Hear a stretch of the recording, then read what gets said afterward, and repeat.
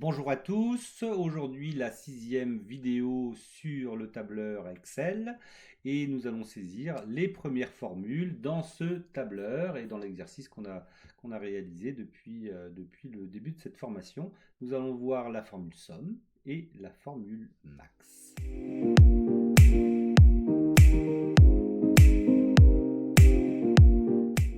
Et donc, pour commencer, nous allons donc saisir une ligne qu'on va appeler somme en bas de notre tableau, puisque c'est là où on va retrouver les sommes. Et puis aussi les températures maximales ou les précipitations maximales. Donc, on va écrire en bas du tableau max. Ici, donc il n'y a pas vraiment de sens de faire la somme des températures maximales ni la somme des températures minimales sur un mois donné. Donc ici, je vais noircir ces cellules pour dire qu'il n'y a pas de résultat attendu ici. Donc je vais sur le pot de peinture, je clique sur le noir et donc maintenant on sait qu'il n'y a pas de résultat ici. Par contre, il est intéressant de voir sur un mois donné combien de millimètres il y a eu en pluie. Et donc là, on va faire la somme de l'ensemble des données qu'on a dans la cellule, dans des cellules E3 à la cellule E33, puisque c'est vraiment les chiffres qui se retrouvent ici. Donc on a trois possibilités dans Excel pour faire une formule somme. Et donc la première façon, c'est la façon manuelle. Donc je vais vous décrypter un petit peu comment je saisis ma formule somme. Donc dans un premier temps, il faut se mettre dans la cellule où on veut avoir le résultat. Ça c'est important déjà pour bien commencer. Donc on veut avoir le résultat de la somme des précipitations dans la cellule E34, ici, qui est en dessous les chiffres de précipitation, et ici, qui se trouve aussi à la croisée des chemins entre les précipitations et la somme. Et donc, pour dire à Excel qu'on va écrire une formule, on écrit le signe égal. Donc là, il sait qu'il y a une formule qui va s'écrire par la suite. Donc, quelle formule on veut mettre? La formule somme. Ici, d'ailleurs, en dessous, il nous propose la formule somme. Mais nous, on va continuer à écrire en manuel. Et donc, on va faire la somme de quoi? Et donc, pour lui dire de faire la somme des cellules E3, E33, on va ouvrir la parenthèse pour lui dire c'est dans cette sélection-là que je veux que tu traites cette sélection-là. Et donc, on va sélectionner ici la cellule E33. Et je vais remonter jusqu'à la cellule E3. Donc, peu importe dans le sens où on sélectionne les cellules, hein, faut pas qu'on sélectionne vers le haut ou vers le bas, ça sera pareil. Je ferme la parenthèse pour lui dire c'est vraiment ici,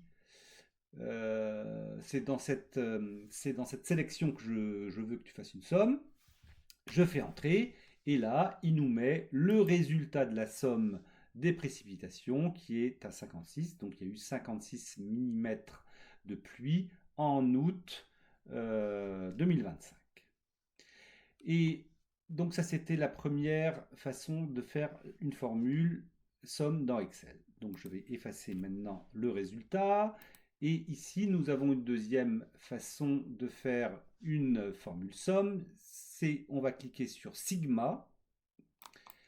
Et automatiquement, là, c'est la façon la plus rapide de faire une somme dans Excel. Il va nous écrire automatiquement égale somme. Et il va même un peu plus loin puisqu'il va dire j'ai des sommes, j'ai des chiffres à côté de ma cellule. Je vais les sélectionner pour te proposer.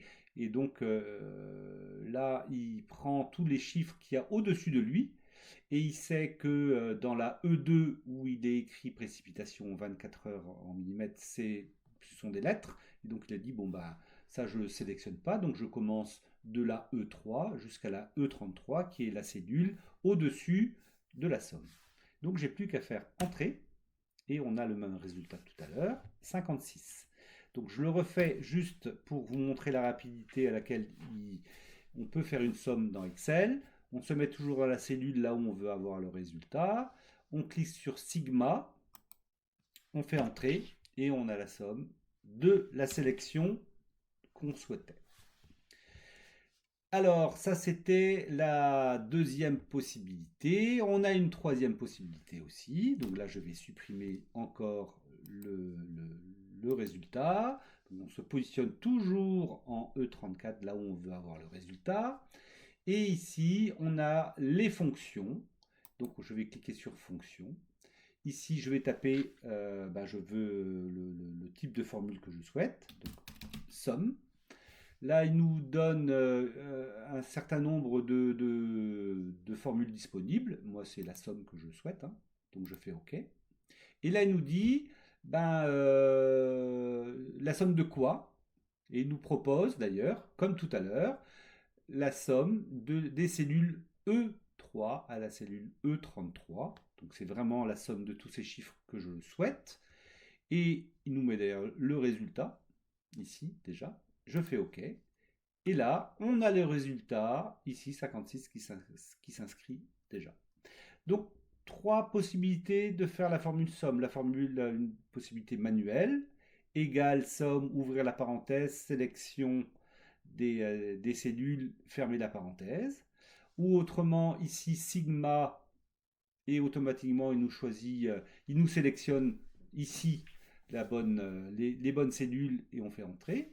Ou autrement ici, par la touche, par le bouton insérer une fonction, là on cherche la fonction, on sélectionne les données à additionner et on fait entrer. Donc maintenant on va passer à la formule max. Et là on va voir les trois possibilités aussi. Donc la première, la manuelle, toujours le signe égal pour dire que c'est une formule. La formule, je nomme la formule, c'est la formule max.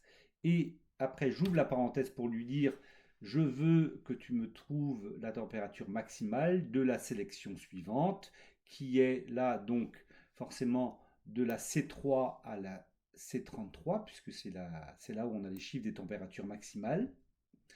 Donc je sélectionne C3 jusqu'à la C33, je ferme la parenthèse, je fais entrer, et là on a le chiffre 31,6 qui est la température maximale qu'il y a eu au mois d'août 2025, qu'on peut retrouver ici le 11 août. Donc on n'a pas de chiffre supérieur à ça dans la sélection. On va faire la même chose pour les températures minimales. Donc on va trouver la température maximale des températures minimales. Alors pour celle-ci, on va prendre la formule à côté du sigma. En fait, on a une petite flèche et on a différentes formules qui peuvent s'afficher. Je vais cliquer sur la formule max qui nous intéresse. Et là, contrairement à somme tout à l'heure, il nous dit je vais faire le max des chiffres qui sont le plus proche de moi. Et le chiffre qui est le plus proche de moi, c'est en C35, 31,6. Mais nous, on ne veut pas cette sélection-là. Et pourquoi il n'a pas sélectionné, comme tout à l'heure dans Somme, les cellules D3 à D33? Il aurait pu le faire. Sauf que nous, on a grisé la cellule D34. Et donc, comme il y a une rupture il y a une rupture dans la liste des chiffres, il ne va pas sélectionner les chiffres qui sont au-dessus de lui. Et donc, on va le faire en manuel, c'est pas grave, hein. Donc, on sélectionne ici l'ensemble des données qu'on veut traiter pour avoir le max, la température la plus haute des minimales. Je fais entrer, et là, on a 19,4 qui est le chiffre le plus élevé dans la liste de la sélection qu'on lui a proposée. Ici, maintenant, on a les précipitations. Donc, on va rechercher là où, dans les 24 heures, là où il y a eu le plus de précipitations. Et là, on a la touche fonction. Ici. Là, par contre, on va chercher la formule max. Il va nous trouver. Donc, on fait rechercher. Il va nous trouver la formule max. On fait OK. Là, il nous dit, comme tout à l'heure, il sélectionne le chiffre le plus proche de lui.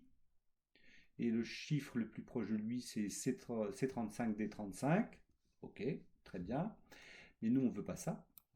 Et donc, Je supprime cette sélection-là. Je vais sélectionner les chiffres que je souhaite qu'il traite. Donc c'est la E3, E33. Je fais OK. Et là, nous avons 17,8 qui s'affiche. C'est là où on a eu le plus de pluie, c'est le 27 août 2025. On a eu 17,8 mm. C'est le chiffre donc le plus grand de la liste qu'il a pris en compte. Nous avons terminé maintenant cette vidéo. Si vous l'avez aimée, vous pouvez la liker. Et si vous voulez voir les vidéos suivantes, vous pouvez vous abonner à la chaîne. Je vous remercie. Au revoir.